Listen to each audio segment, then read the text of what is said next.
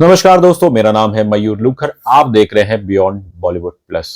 अक्षय कुमार की film sky force ये लंबी उड़ान इतनी कुछ नहीं ले रही। अब भले ही फिल्म के मेकर्स, मार्केटिंग, पीआर टीम वो आपको कुछ और ही आंकड़े बताएंगे बॉक्स ऑफिस के, लेकिन हकीकत कुछ और ही बयां कर रही है। और ये हकीकत अब मैं नहीं कह रहा हूं, बल्कि प्रसिद्ध ट्रेड एनालिस्ट कोमल नाथा जी, उन्होंने अपनी प्रसिद्ध पब्लिकेशन फिल्म इंफॉर्मेशन उसमें इस फिल्म की जो सच्चाई है बॉक्स ऑफिस की वो बताई है।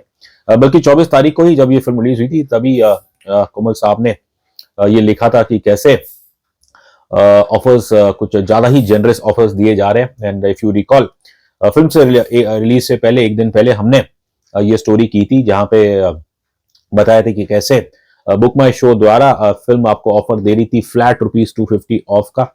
हालांकि ये जो ऑफर की जो date limited period, limited quotas था, और आई थिंक 24 की ही 24 के दिन रात को 12 बजे ये खत्म हो गया था। लेकिन इसके अलावा फिर ऐसी ऐसी खबरें आई कि कुछ और भी ऑफर्स थे। And yesterday I came across an ad जो कह रहा था कि फ्लैट ₹400 ऑफ।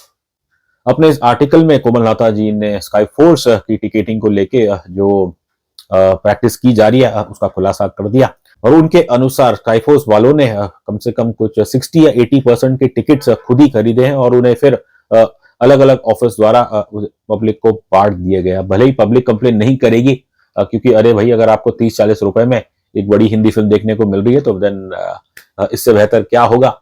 लेकिन लाइक मिस्टर नाथा राइटली पॉइंटेड आउट, इनमें जो नुकसान हो रहा है वो इंडस्ट्री का ही हो रहा है। जरा सोचिएगा कि यदि अगर एक फिल्म वो खुद ही अपने 60% टिकट्स खरीदती है शुरू के दिनों में, तो फिर उसका बजट कहाँ पहुंचेगा। जो खबरें आ रही है वो इस तरफ इशारा कर रही है कि शायद स्काई फोर्स वालों ने करीब 50 करोड़ के टिकट खुद खरीदे हैं। अब फिल्म का जो बजट इसके विकिपीडिया पेज में वो तो 160 करोड़ बताया जा रहा है। तो उस हिसाब से तो फिर इसका अगर टिकट्स खुद खरीदने पड़े तो फिर इसका बजट तो 210 करोड़ तक पहुंच गया। और बॉक्स ऑफिस ओपनिंग वीकेंड की कलेक्शन अब देखें तो एज पर boxofficeindia.com उन्होंने जो आंकड़ा दिया था वो था 63.5 करोड़।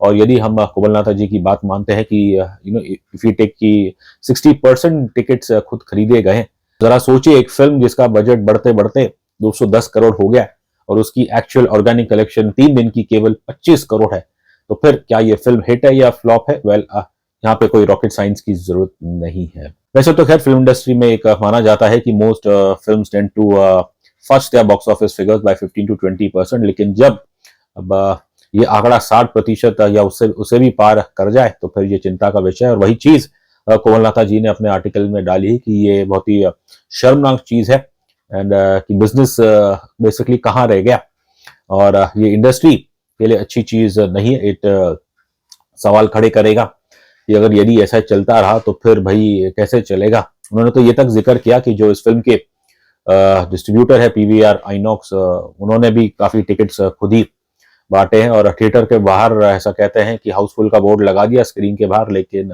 असल में तो थिएटर अंदर खाली पड़ा हुआ है। स्काईफोर्स का 5 दिन का आंकड़ा as per box office India कुछ बताया जा रहा है 76.5 करोड़। और इसमें से भी अगर आप वंस अगेन 60% निकाल दें तो मेरे ख्याल से इस फिल्म ने 5 दिन में मात्र कुछ 30 या 35 करोड़ ही शायद ऑर्गेनिक कलेक्शन में कमाए होंगे। अब फिल्म के मेकर्स क्यों ऐसा कर रहे हैं? अब जो चर्चा है वो तो यही है कि इस फिल्म द्वारा एक नए हीरो को लॉन्च किया गया है, Veer Pahariya. As we all know, he is the grandson of former Maharashtra chief minister the late Sushil Kumar Shinde, और इनके पिता खुद एक बड़े उद्योगपति है। अफवाहें तो कुछ ऐसे कि खुद पहाड़िया ने इस फिल्म के अंदर फाइनेंसिंग की up to the tune of ₹150 crore.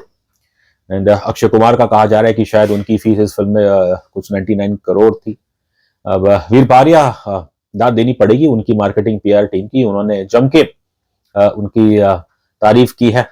भले ही उन्हें एक्टिंग का ए भी ना आता हो, लेकिन जो कुछ हमने देखा है पिछले 4-5 दिनों में सोशल मीडिया में जो ट्रेंड चल रहे हैं, hashtag Veer Pahariya the next superstar, वो खुद थिएटर में मौजूद होते हैं और फिर लोग उनके रिया दंग हो जाते हैं, उन्हें वहां देख के वहां रोने लगते हैं। और ये सब चीजें ऑब्वियसली कुछ नहीं है, बस पीआर है। तो इस हिसाब से तो खैर इनकी मार्केटिंग पीआर टीम उनकी तो मैं जम के तारीफ करूंगा कि आपने एक नॉन एक्टर को सुपरस्टार बना दिया है। खबरें ऐसी भी है कि शायद उनको अपनी अगली फिल्म में कुछ मिल गई और once again he might tie up with some big production house, पर सवाल तो यही है कि जब आप खुद पैसा लेके आ रहे हो तो फिर कौन घर पे आई हुई लक्ष्मी को ठुकराएगा। अपने रिव्यू में हम वीर पहाड़िया की क्या कितनी एक्टिंग स्किल्स है उसके बारे तो हम आपको बता ही चुके हैं। बट जो चिंता का विषय यही है कि अरे भाई आप ये क्या कर रहे हैं। और ये जो कुछ हो रहा है बस उसे देख के तो लोग यही कहेंगे कि शायद वीर पहाड़िया बहुत ही अपने माँ बाप के लाडले हैं और बड़े घर से आते हैं, लाडले हैं, तो फिर जो चीज़ चाहिए शायद आज तक हम उन्हें मिली है और जब ना मिली हो तो फिर वो छोटे बच्चे की तरह शायद जमीन पे लेट गए होंगे। उन्होंने अपने पिता से गुजारिश करी होगी कि नहीं मुझे एक्टर बनना है, मुझे सुपरस्टार बनना है। तो बस कुछ ऐसी ही चीज यहाँ पे नजर आ रही है कि एक इंसान जिसे एक्टिंग कुछ नहीं आती और अब तो भाई कुछ लोगों ने तो उनका नाम भी रख दिया है कि जबरिया एक्टर, क्योंकि वो थोपे जा रहे हैं जनता के ऊपर। लेकिन हकीकत तो यही है कि पब्लिक ने इस फिल्म को इतना पसंद नहीं किया है, ज्यादा लोग इसे देखने नहीं गए हैं। एंड दुख की बात यही है कि personally if you ask me कि ये फिल्म जो कि बहुत जरूरी थी कहने के लिए, it is about an unsung hero A B Bopaiah जो 1965 की जंग में ये लड़े थे। अब जरा सोचिए ऐसी हीरो की एक बायोपिक फिल्म और उसमें हमें ये सब अनफेयर ट्रेड प्रैक्टिसेस देखने को मिल रही है। आई एम श्योर इस चीज को लेके देवैया जी के जो परिवार वाले हैं आई थिंक वो भी इसे अप्रिशिएट नहीं करेंगे। ये जो भी भसड़ धांधलेबाजी हुई है, अब how does it reflect on superstar Akshay Kumar. हम सब जानते हैं कि पिछले 3-4 साल से उनका करियर कहीं जा नहीं रहा है, फ्लॉप पे फ्लॉप फिल्में वो दिए जा रहे हैं। इस फिल्म में भी उनका कुछ इतना खास काम नहीं है, बस सेकंड हाफ में ठीक है। और मेरा ऐसा मानना है कि शायद there was a certain desperation और क्योंकि उनकी पिछली फिल्म देखे पहले दिन खेल खेल में मात्र कुछ बस 5 करोड़ कमाए थे और फिर वो फिल्म बुरी तरह से गिर गई थी। और हकीकत तो ये है कि अक्षय कुमार की फिल्में बजट महंगे हो रहे हैं लेकिन कलेक्शन बस हार्डली कुछ डबल डिजिट्स में आ रही है। तो फिर शायद इस डेस्परेशन के कारण अक्षय कुमार ने सोचा होगा कि अरे भाई क्यों नहीं बूस्ट किया जाए ओपनिंग वीकेंड कलेक्शंस को। और बाकी लोग भी कर रहे हैं, बाकी सुपरस्टार्स, ऐसा नहीं कि वो कोई अनोखे हैं। बट मेरे हिसाब से शायद ये पहली बार किसी अक्षय कुमार की फिल्म के साथ हुआ है जब बॉक्स ऑफिस के ऊपर ऐसे सवाल खड़ा हुआ है। हाउसफुल के दौरान भी हुआ था लेकिन ऑब्वियसली जो तादाद थी फर्स्ट फिगर्स की वो इतनी कुछ नहीं थी। लेकिन यहाँ पे तो खैर खुद टिकट खरीदे गए और ये शायद अक्षय कुमार के साथ पहली बार हुआ है।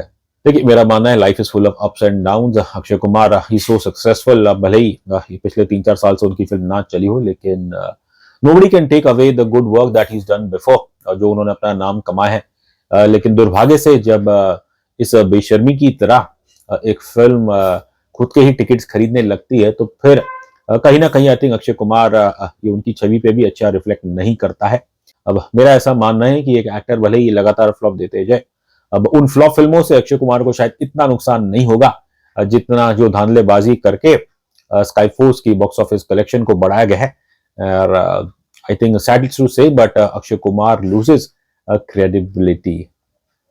अब बस और आगे क्या कहूं, बस यही कह सकते हैं कि वीर पहाड़िया को सुपरस्टार बनाने के चक्कर में यहाँ पे जियो, मैडोक और अब अक्षय कुमार, इनकी छवि भी मेरे ख्याल से कहीं ना कहीं उस पर असर पड़ा है। इस पूरे फर्स्ट फिगर्स के मामले में आप क्या सोचते हैं हमें कमेंट सेक्शन में जरूर बताइएगा। Until we meet again next time, thank you so much, take care.